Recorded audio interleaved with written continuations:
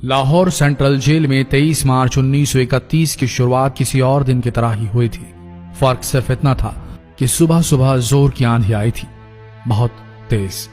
लेकिन जेल के कैदियों को थोड़ा अजीब सा लगा जब 4 बजे ही वार्डन चरत सिंह ने उनसे आकर कहा कि वो अपनी अपनी कोठरियों में चले जाएं। उन्होंने कारण नहीं बताया था। उनके मुंह से सिर्फ ये निकला कि आदेश ऊपर से है। अभी कैदी सोच ही रहे थे कि माजरा क्या है। जेल का नाई बरकत हर कमरे के सामने फुसफुसाते हुए गुजरा कि आज रात भगत सिंह, राजगुरु और सुखदेव को फांसी दी जाने वाली है। उस क्षण की निश्चिंता ने उनको झकझोर कर रख दिया। कैदियों ने बरकत से मनुहार की कि वो फांसी के बाद भगत सिंह की कोई भी चीज जैसे पेन, कंघा या घड़ी उन्हें ला कर दें ताकि वो अपने पोते पोतियों को बता सकें कि कभी वो भी भगत सिंह के साथ जेल में बंद थे। बरकत भगत सिंह की कोठरी में गया और वहां से उनका पेन और कंघा ले आया। सारे कैदियों में होड़ लग गई कि किसका उस पर अधिकार हो। आखिर में ड्रॉ निकाला गया, लाहौर कॉन्स्पिरेसी केस। अब सब कैदी चुप हो चले थे। उनकी निगाहें उनकी कोठरी से गुजरने वाले रास्ते पर लगी हुई थी। भगत सिंह उनके साथ फांसी पर लटकाए जाने के लिए उसी रास्ते से गुजरने वाले थे। एक बार पहले जब भगत सिंह उसी रास्ते से ले जाए जा रहे थे तो पंजाब कांग्रेस के नेता भीमसेन सच्चर ने आवाज ऊंची कर उनसे पूछा था, आप और आपके साथियों ने लाहौर कॉन्स्पिरेसी केस में अपना बचाव क्यों नहीं किया? भगत सिंह का जवाब था, इनकलाबियों को मरना ही होता है क्योंकि उनके मरने से ही उनका अभियान मजबूत होता है, अदालत में अपील से नहीं। वार्डन चरत सिंह भगत सिंह के खैर ख्वाह थे और अपनी तरफ से जो कुछ बन पड़ता था उनके लिए किया करते थे। उनकी वजह से ही लाहौर की द्वारकादास लाइब्रेरी से भगत सिंह के लिए किताबें निकलकर जेल के अंदर आ पाती थी। भगत सिंह की जेल की जिंदगी काफी कठिन थी।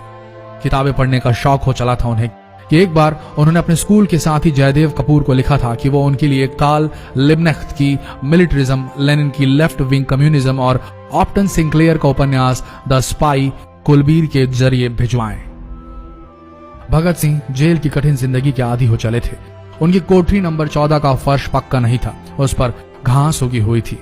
कोठरी में बस इतनी ही जगह थी कि उनका 5 फुट 10 इंच का शरीर बमुश्किल उसमें लेट पाए। भगत सिंह को फांसी दिए जाने से 2 घंटे पहले उनके वकील प्राणनाथ मेहता उनसे मिलने पहुंचे। मेहता ने बाद में लिखा कि भगत सिंह अपनी छोटी सी कोठरी में पिंजड़े में बंद शेर की तरह चक्कर लगा रहे थे। इनकलाब जिंदाबाद। उन्होंने मुस्कुराकर मेहता को स्वागत किया और पूछा कि आप मेरी किताब रिवोल्यूशनरी लेनिन लाए या नहीं। जब मेहता ने उन्हें किताब दी तो वे उसे उसी समय पढ़ने लगे मानो उनके पास अब ज्यादा समय न बचा। मेहता ने उनसे पूछा कि क्या आप देश को कोई संदेश देना चाहेंगे? भगत सिंह ने किताब से अपना मुंह हटाए बगैर कहा, सिर्फ 2 संदेश, साम्राज्यवाद मुर्दाबाद और इनकलाब जिंदाबाद। इसके बाद भगत सिंह ने मेहता से कहा कि वो पंडित नेहरू और सुभाष चंद्र बोस को मेरा धन्यवाद पहुंचा दे जिन्होंने मेरे केस में गहरी रुचि ली थी। भगत सिंह से मिलने के बाद मेहता राजगुरु से मिलने उनकी कोठरी पहुंचे। राजगुरु के अंतिम शब्द थे, हम लोग जल्द मिलेंगे। सुखदेव ने मेहता को याद दिलाया कि वो उनकी मौत के बाद जेलर से वो कैरम बोर्ड ले लें जो उन्होंने उन्हें कुछ महीने पहले दिया था। मेहता के जाने के थोड़ी देर बाद जेल अधिकारियों ने तीनों क्रांतिकारियों को बता दिया कि उनको वक्त से 12 घंटे पहले ही फांसी दी जा रही है। अगले दिन सुबह 6 बजे की बजाय उन्हें उसी शाम 7 बजे फांसी पर चढ़ा दिया जाएगा। भगत सिंह मेहता द्वारा दी गई किताब के कुछ पन्ने ही पढ़ पाए थे। उनके मुंह से निकला, क्या आप मुझे इस किताब का एक अध्याय भी खत्म करने नहीं देंगे? भगत सिंह ने जेल के मुस्लिम सफाई कर्मचारी बेबे से अनुरोध किया कि वो उनके लिए उनको फांसी दिए जाने से 1 दिन पहले शाम को अपने घर से खाना जरूर लाएं। लेकिन बेबे भगत सिंह की इच्छा पूरी नहीं कर सके क्योंकि भगत सिंह को 12 घंटे पहले फांसी देने का फैसला ले लिया गया और बेबे जेल के गेट के अंदर ही नहीं घुस पाए। थोड़ी देर बाद तीनों क्रांतिकारियों को फांसी की तैयारी के लिए उनकी कोठरियों से बाहर निकाला गया। भगत सिंह, राजगुरु और सुखदेव ने अपने हाथ जोड़े और अपना प्रिय आजादी गीत गाने लगे। कभी वो दिन भी आएगा कि जब आजाद होंगे हम, या अपनी ही जमीन होगी या अपना आसमान होगा। फिर इन तीनों का एक एक करके वजन लिया गया। सबके वजन बढ़ गए थे। इन सब से कहा गया कि अपना आखिरी स्नान करें। फिर उनको काले कपड़े पहनाए गए लेकिन उनके चेहरे खुले रहने दिए गए। चरत सिंह ने भगत सिंह के कान में फुसफुसा कर कहा कि वाहे गुरु को याद करो। फांसी का तख्ता भगत सिंह लिए बोले, पूरी जिंदगी मैंने ईश्वर को याद नहीं किया। असल में मैंने कई बार गरीबों के कलेश के लिए ईश्वर को कोसा भी है। अगर मैं अब उनसे माफी मांग लूं तो वो कहेंगे कि इससे बड़ा डरपोक कोई नहीं। इसका अंत नजदीक आ रहा है, इसलिए ये माफी मांग रहा है। जैसे ही जेल की घड़ी ने 6 बजाया, कैदियों ने दूर से आती कुछ पद चांपें सुनी। उनके साथ भारी बूटों के जमीन पर पड़ने की आवाजें भी आ रही थी। साथ में एक गाने का भी दबा स्वर सुनाई दे रहा था। सरफरोशी की तमन्ना अब हमारे दिल में है। सभी को अचानक जोर जोर से इनकलाब जिंदाबाद और हिंदुस्तान आजाद हो किनारे सुनाई देने लगे। फांसी का तख्ता पुराना था, लेकिन फांसी देने वाला काफी तंदुरुस्त। फांसी देने के लिए मसीह जल्लाद को लाहौर के पास शाहदरा से बुलवाया गया था। भगत सिंह इन तीनों के बीच में खड़े थे। भगत सिंह अपनी मां को दिया गया वो वचन पूरा करना चाहते थे कि वो फांसी के तख्ते से इनकलाब जिंदाबाद का नारा लगाएंगे। लाहौर जिला कांग्रेस के सचिव पिंडी दास सोंधी का घर लाहौर सेंट्रल जेल से बिल्कुल लगा हुआ था। भगत सिंह ने इतनी जोर से इनकलाब जिंदाबाद का नारा लगाया कि उनकी आवाज सोंधी के घर तक सुनाई दी। उनकी आवाज सुनते ही जेल के दूसरे कैदी भी नारे लगाने लगे। तीनों युवा क्रांतिकारियों के गले में फांसी की रस्सी डाल दी गई, उनके हाथ और पैर बांध दिए गए। तभी जल्लाद ने पूछा, सबसे पहले कौन जाएगा? सुखदेव ने सबसे पहले फांसी पर लटकने की हामी भरी।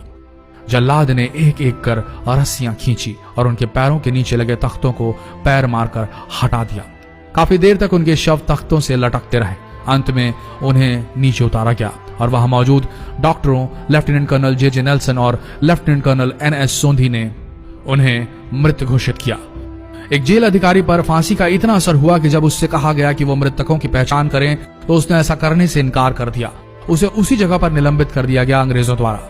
एक जूनियर अफसर ने यह काम अंजाम दिया। पहले योजना थी कि इन सब का अंतिम संस्कार जेल के अंदर ही किया जाएगा, लेकिन फिर यह विचार त्यागना पड़ा जब अधिकारियों को आभास हुआ कि जेल से धुआं उठते देख बाहर खड़ी भीड़ जेल पर हमला कर सकती है। इसलिए जेल की पिछली दीवार तोड़ी गई। उसी रास्ते से ट्रक जेल के अंदर लाया गया और उस पर बहुत अपमानजनक तरीके से उन शवों को एक सामान की तरह लाद दिया गया।